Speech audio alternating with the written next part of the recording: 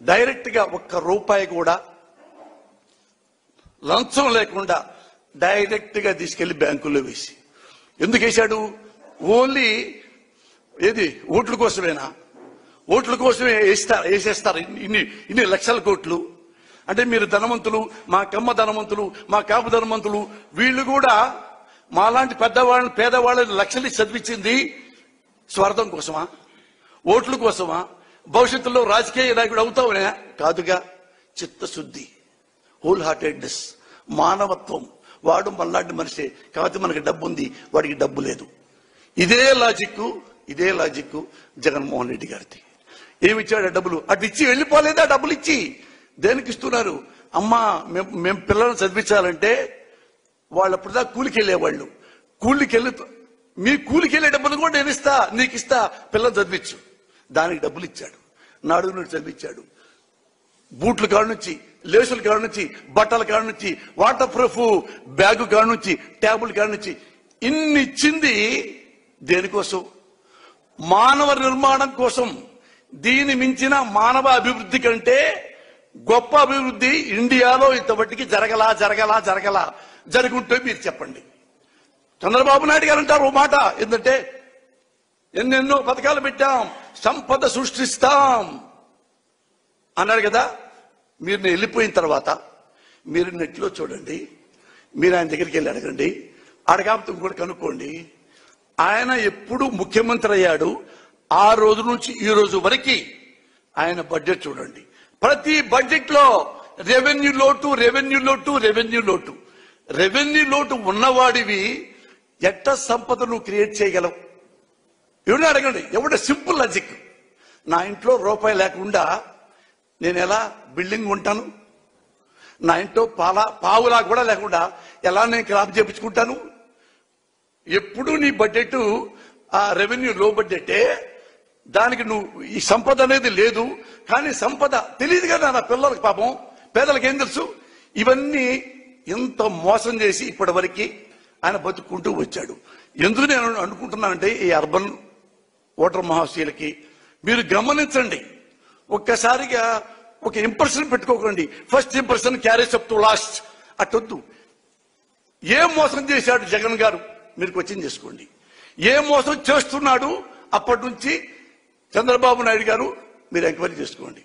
అదే మళ్ళీ మీ అర్బన్ సోదరులకు నేను అడుగుతున్నాను, ఇదే కదండి మరి వైఎస్ఆర్ కూడా చేశారు. ఇప్పుడు వైఎస్ఆర్ గారు చేశారు కదా. ఏం చేశారు? ఆంధ్రదేశంలో రైతు సోదరులు వాళ్ళు పంటలు పండగలేకపోతే, ఏదో ప్రాబ్లం వస్తే ఇల్లు బ్యాంకులో తాకట్టు పెడతారు, ఆడపడుచుల బంగారం తాకట్టు పెడతారు, పొలం తాకట్టు పెడతారు. ఆ డబ్బులు తెచ్చుకొని మళ్ళీ పంట పండిస్తారు. మళ్ళీ అతివృష్టి, మళ్ళీ అనావృష్టి, మళ్ళీ పంటలు పోయి వేల అప్పులు రైతుల చేతుల్లో పడిపోయి వాళ్ళు అనేబుల్ టు పే. బ్యాంకు వాళ్ళు వస్తుంటే ఇల్లు తాళం వేస్తా ఉంటుంటే వేలాది మంది రైతు సోదరులు పెళ్ళాం బిడ్డలతో సహా ఆత్మహత్య చేసుకున్న రైతు మహానుభావులు ఎందరో ఆంధ్రప్రదేశ్ లో. ఇది యాత్రలో వైఎస్ఆర్ గారు గమనించాడు. అన్ని చూసుకున్నాడు, అన్ని చదువుకున్నాడు. ఎలక్షన్ ముందు చెప్పాడు, అమ్మా మీకు ఇంతింత అప్పులు ఉన్నాయి, మీ నగలు మెడలో ఉన్న తాళి బొట్టు కూడా బ్యాంకులో పెట్టారు, పొలం కూడా తాకట్టు పెట్టారు, ఇల్లు తాకట్టు పెట్టారు.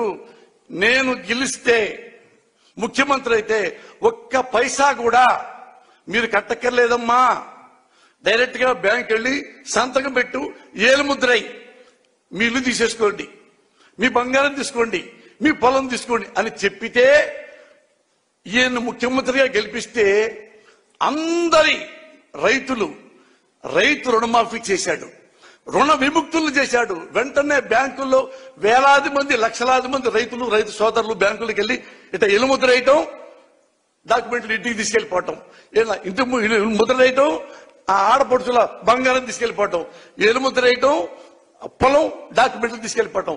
ఒక్క పైసా కూడా రుణం లేకుండా రైతుల్ని కడదీర్చిన మహానుభావుడు వైఎస్ రాజశేఖర రెడ్డి గారు.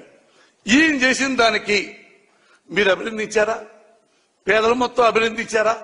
అప్పుడు అనలేదే రైతులకి పప్పు బెల్లలాగా వేలు పెట్టారు వైఎస్ రాజశేఖర రెడ్డి గారని. జగన్ పెట్టిన పప్పు బెల్లాలకి ఈ పెట్టిన పప్పు బెల్లాలకి ఏమైనా తేడా ఉందా? మానవ నిర్మాణం ప్రజలకు ఒక నమ్మకాన్ని కల్పించారు.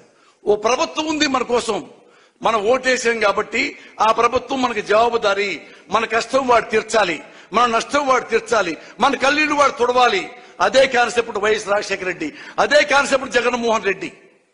అదే ఇంట్లో పిల్లవాడు చదువుకోకపోతే, ఇంగ్లీష్ రాకపోతే, ఉద్యోగం లేకపోతే గుడిసెగా ఉంటుంది, రోగంగా ఉంటుంది, ప్రాణంగానే పోతుంది.